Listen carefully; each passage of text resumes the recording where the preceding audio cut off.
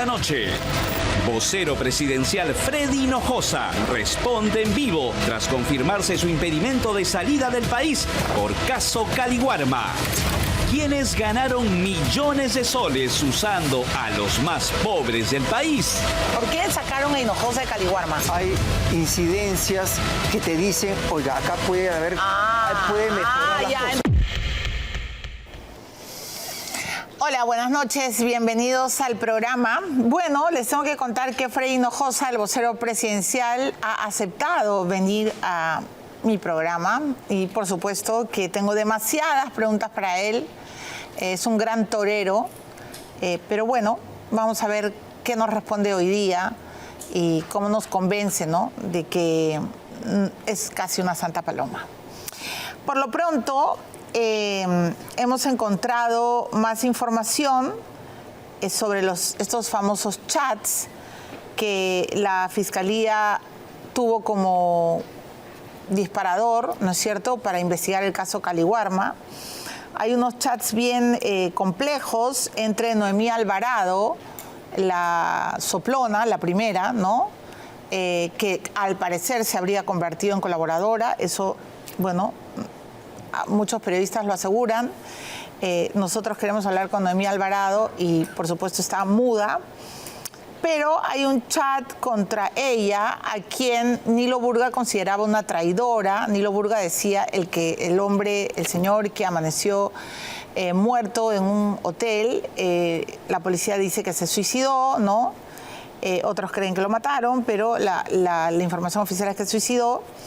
Él la acusaba de traidora, de soplona, de ratera, en fin, y largo, etcétera. Decía que él se había robado toda su información porque pues le había robado el celular, ¿no es cierto?, los chips del celular. Y aquí hay información entre Noemí Alvarado con Michael Burga. Michael Burga es el hijo de Nilo, ¿no? Y entonces podemos ver, la idea es lo que le dice Michael a Noemí, que era el brazo comunicante entre los proveedores y los funcionarios, ¿no? La idea es asegurar, y es importante, que en las nuevas fichas técnicas permitan literalmente el uso de aditivos. Es decir, que se especifique claramente que se puede usar aditivos permitidos en el códex, ¿no?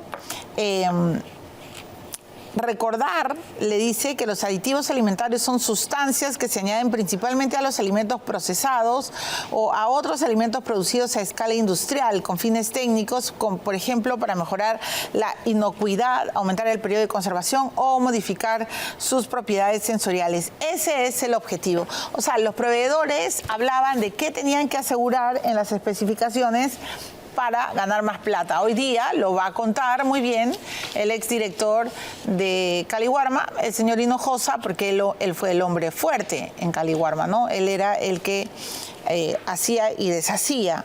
Claro, nos va a decir que no pertenecía ni al comité, ni que los proveedores tenían largas charlas con él, pero él sabe de qué estamos hablando, así que vamos a ir lento, pero muy preocupados. Y luego hay otro chat entre Noemí y Michael Burga para asegurar pues la coima, ¿no? Y le dice, compañera, pero nuestro producto está bien. Claro, por eso, si no, la señora dice, si está bien que no se pague nada, pero si queremos asegurar, paguemos la coima, ¿no? ¿Qué dices, compañera? Aseguramos porque no sabemos qué muestras han tomado. Podría ser a medias con la señora. ¿Qué opinas? Le dice, sí, mejor asegurar. Sería bueno, Michael, que ya venga Fanny. Esto es bien importante porque en el legajo de Caliwarma, en la carpeta fiscal, se cuenta además cómo ellos daban muestras aparentemente derechas, sanas, con la verdadera carne y todos los ingredientes, pero eran muestras hechas especialmente para los exámenes. Y luego todo el lote era otra cosa, ¿no? Podía haber carne de caballo o lo que fuere. Y es muy importante porque acá él le dice, hay que asegurarnos porque no sabemos qué muestras han tomado. ¿no? Y para eso había que pagar. A veces pagaban para que no se hiciera, para que el laboratorio no se acercara y no les tomara la muestra, y a veces pagaban para asegurar que incluso estando todo mal, pues pasaran el filtro, ¿no? Tremendo el caso de Caliwarma, que ha provocado, por supuesto, la renuncia de el señor de Martini, ¿no? Ya no va más en Caliwarma, pero Hinojosa sigue vivito y coleando en Palacio. ¿Hasta cuándo? Bueno, hasta que Dina lo quiera. Pero la pregunta es, ¿por qué Dina Boluarte ha mantenido a Hinojosa y por qué ha aceptado la renuncia de Martini? Hoy día lo vamos a entender. Bueno, pero además están pasando muchas cosas en el terreno penal de otros casos absolutamente mediáticos, y por supuesto hemos llamado al doctor César Nakazaki porque uno de los primeros, y que a mí me llamó mucho la atención, y yo tengo que, bueno, felicitar y reconocer al doctor Nakazaki porque va más allá de los delitos de Nicolás Hermosa Ríos, de toda la pena que él ha cumplido. Lo cierto es que el general, el ex jefe del Comando Conjunto de las Fuerzas Armadas, estaba en una situación de salud absolutamente penosa, y yo digo que hay que reconocer la lucha en solitario del doctor Nakazaki, porque ningún organismo de defensa de derechos humanos estuvo pidiendo su excarcelación. El único que levantaba la voz, y a mí me consta porque me lo ha dicho hace años, fue Nakazaki. Decía que él no podía permanecer como estaba en la prisión. Tenía demencia senil, tiene cáncer de próstata, Parkinson, hipertensión y diabetes, pero a mí siempre me sorprendió este argumento que él nos daba a los periodistas. Decía que era prácticamente como una persona muerta en vida y que estaba literalmente paralizado, y que a veces algunos internos, no necesariamente los enfermeros ni los médicos, eran los que lo cuidaban, ¿no? Casi como no quiero usar la palabra que el doctor Nakazaki me dijo en ese entonces porque era muy fuerte, pero claro, como una persona que está muerta en vida. Ha logrado que el 28 de enero sea excarcelado, se ha tenido que recurrir incluso al Tribunal Constitucional, y hoy el señor Bari Hermosa Ríos está con su familia. Doctor Nakazaki, buenas noches, bienvenido. Buenas noches, Milagros. Hace tiempo quería entrevistarlo por este caso. Ha sido una batalla en solitario, una batalla dura. Finalmente ha logrado que sea excarcelado, no porque usted haya estado pidiendo que se le perdone la pena, se le indulte porque por mil motivos extra ajenos a la salud, sino que usted ha estado recurrentemente hablando de humanidad y diciendo que la situación de Nicolás Bari Hermosa Ríos no era la de un ser humano cuidado por otros humanos. Cuénteme, por favor, ¿cómo está después de todo lo que ha ocurrido? Bueno, Nicolás de Bari Hermosa Ríos estaba condenado a una pena de 25 años, de los cuales ya tenía 23 en la cárcel. Pero desde el año 2017, una junta de médicos del Estado, nunca médicos particulares, estableció que tenía una serie de patologías que tú has descrito, una de ellas el trastorno neurocognitivo mayor o demencia, lo cual implica que la persona que decide realizar actos, la que fue castigada en su momento, dejó de existir. Ya esa persona no existe, porque el trastorno mental, en este caso la demencia, lo que hace es desaparecer a esa persona. Y desde 2017 ese diagnóstico ha sido comprobado por médicos del Hospital Militar, del INPE. Entonces lo que nosotros hemos llevado al Tribunal Constitucional es un planteamiento. La pena privativa de libertad para ejecutarse requiere que la persona pueda cumplir los fines de la pena, por ejemplo, la rehabilitación y la readaptación social. Pero una persona que sufre de demencia, ¿qué tipo de rehabilitación podría tener? O castigar, pero castigar a una persona que ya no existe. O sea, existe el paquete, existe el cuerpo, pero esa personalidad que te hace única e irrepetible dejó de existir hace muchos años. ¿Cuánto tiempo estuvo postrado? Desde el 2017 por lo menos, son varios años ya. Usted en algún momento me dijo que era como una momia, como un... Efectivamente, no solo él, sino algunas otras personas se iban muriendo. O sea, si algo caracterizaba, claro, él estaba en un ambiente que tiene losetas de hospital, hay un médico, pero Piedras Gordas es varios penales en uno. Y por tanto las condiciones son infrahumanas, porque recuerdo haberlo ido a visitar y, por ejemplo, había 3 personas ahí también. Y regresaba a los 3 meses, 4 meses y tal persona ha muerto. Regresaba y tal persona ha muerto. Y el único que lo atendía era un interno, enfermo también, que gracias a Dios enfermo, que se mantenía ahí y lo ayudaba, porque él muscularmente ya ha perdido toda tono, toda fuerza. No tiene tono muscular. No tiene. O sea, él era un muerto en vida. Solo le funcionaba, entre comillas, el cerebro. O sea, sabía su nombre, pero evidentemente las condiciones eran infrahumanas y el Tribunal Constitucional lo ha reconocido no solo para él, que el principio de humanidad de las penas que tú señalas lleva a que si una persona tiene una enfermedad tal que ya no se justifica la pena, tiene que acabar. Claro, y como él hay otros casos de otros ancianos enfermos. De eso quería hablar, porque usted ha estado llamando la atención que no es el único. ¿Por qué cree que los organismos de derechos humanos no han peleado con fuerza, con ímpetu, por estos internos? Yo entiendo, además que, como usted bien dice, ha cumplido la mayor parte de su pena, solo le faltaban 2 años, ha sido un hombre que cometió delitos graves y gruesos, y bueno, finalmente, ahora sus últimos tiempos está con su familia, pero ya no hay nada de lo que era él, ¿no es cierto? O sea, en eso creo que estamos todos claros. Pero ¿por qué cree usted que los organismos de derechos humanos no defienden a los internos que están en estas condiciones? Porque lamentablemente, y salvo alguna honrosa excepción que me disculpe, lo que yo he visto a lo largo del tiempo es especie de cacerías, donde lo que se trata es de lograr que un militar, por temas de la lucha contra el terrorismo, termine preso, y una vez que termina preso, una vez que atrapo a mi presa, no interesa. O sea, la agenda de los derechos de los internos, por diversas razones, es la última que existe en el Perú. Ya el Tribunal Constitucional había declarado inconstitucional todo el sistema penitenciario porque había un psiquiatra para todo el Perú. Solo un psiquiatra para todos los internos del Perú. Efectivamente, no hay psiquiatra.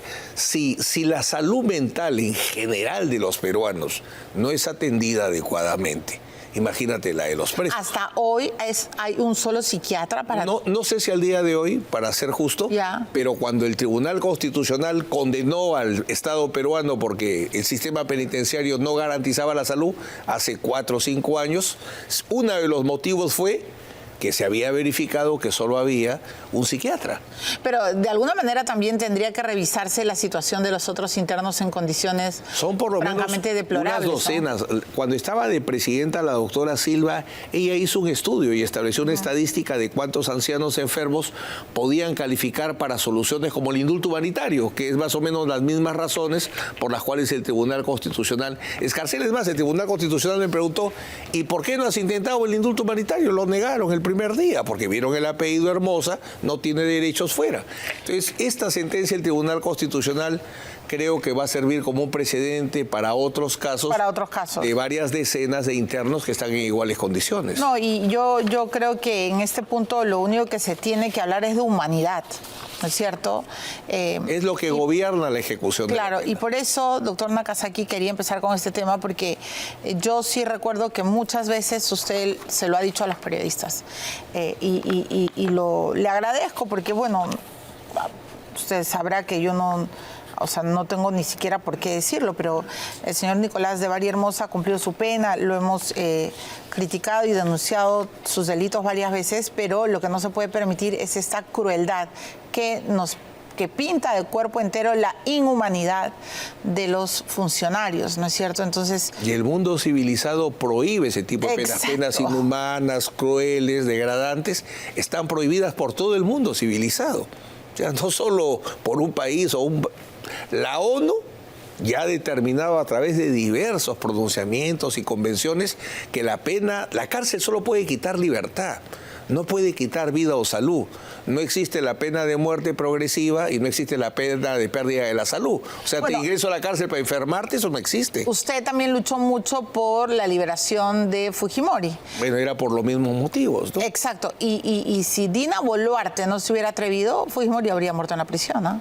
La mejor demostración es a cuánto tiempo de recuperar su libertad murió. El presidente Fujimori fallece. O sea, para cualquiera que podía dudar... Exacto.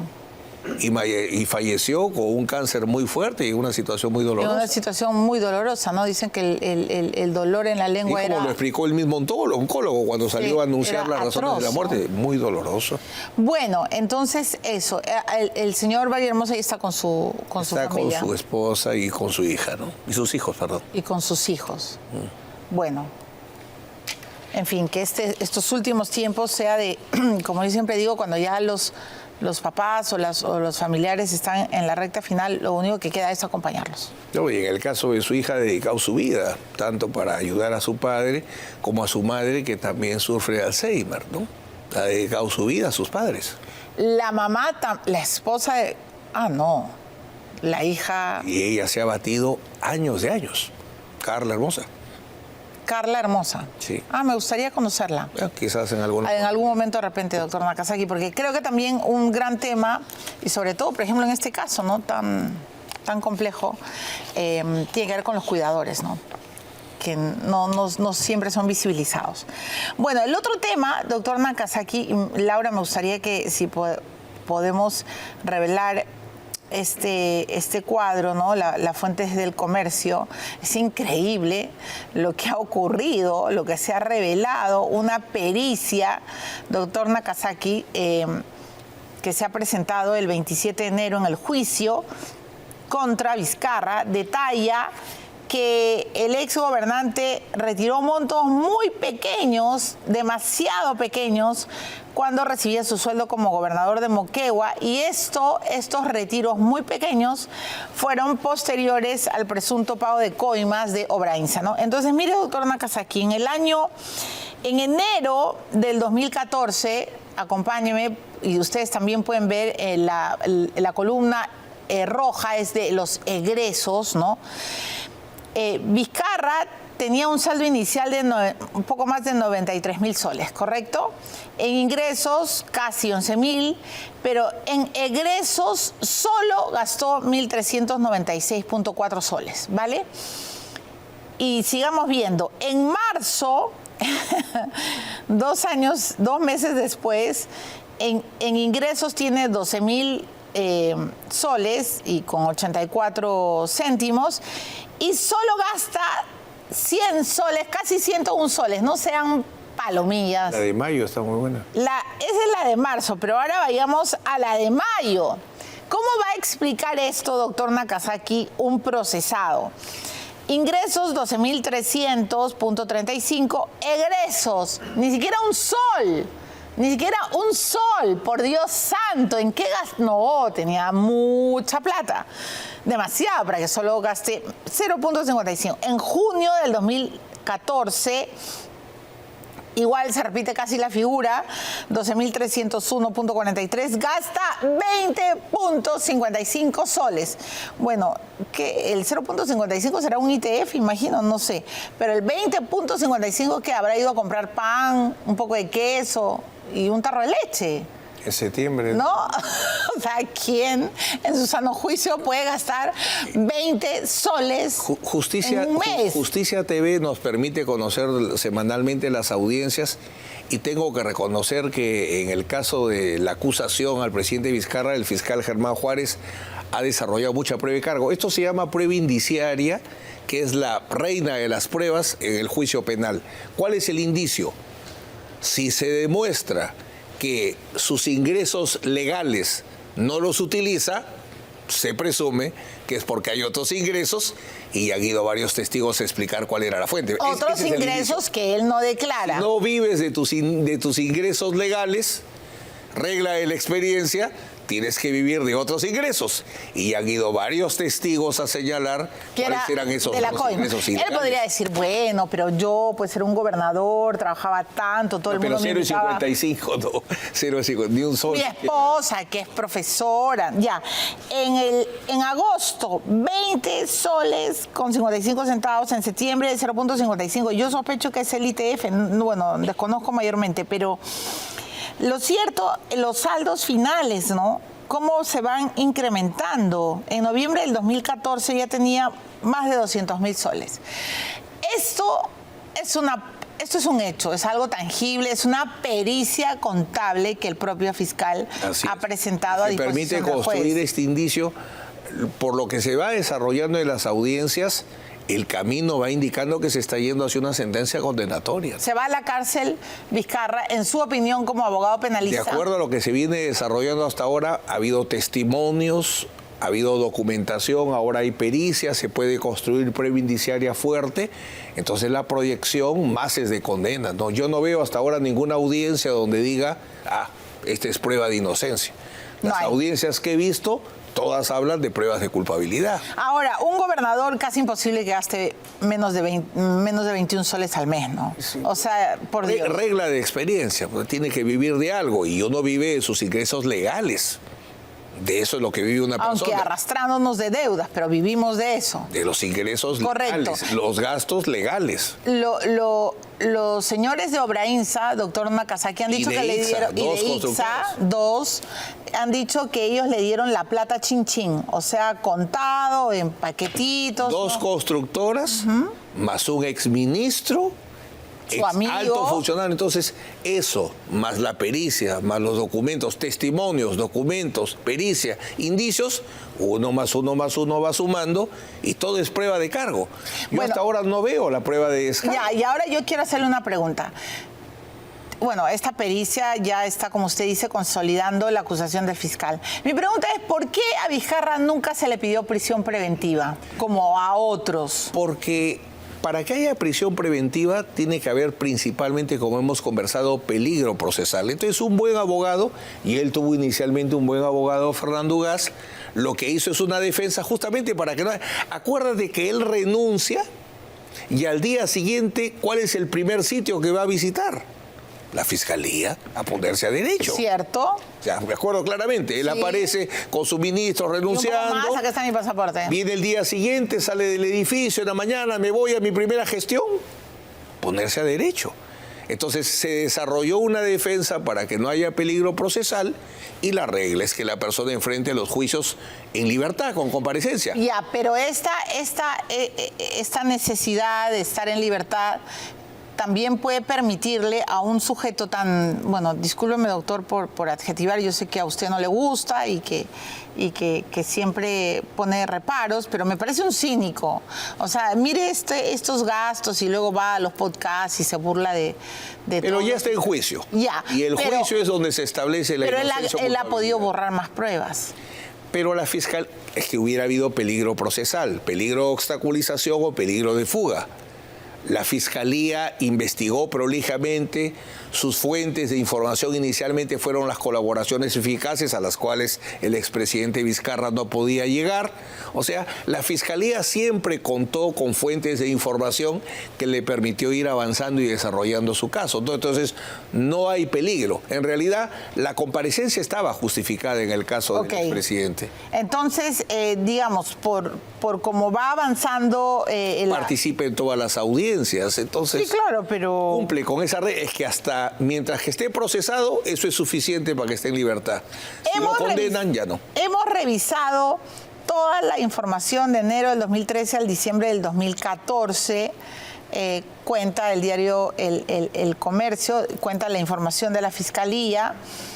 Y en el Banco Interbank, en el Banco de Crédito, en Scotia, no hay movimientos. Claro. O sea, no hay movimientos. El indicio es muy poderoso. Se ha evidenciado a través de la prueba que él durante todo ese periodo no ha vivido de sus ingresos legales, salvo que ahora parezca que tenía otros ingresos, que era heredero, que tenía algún fondo, pero él, como todo profesional, y más aún si se dedica a la función pública, vive de su sueldo, ¿no? Ay, doctor Nakazaki, ¿heredero de qué? A eso voy.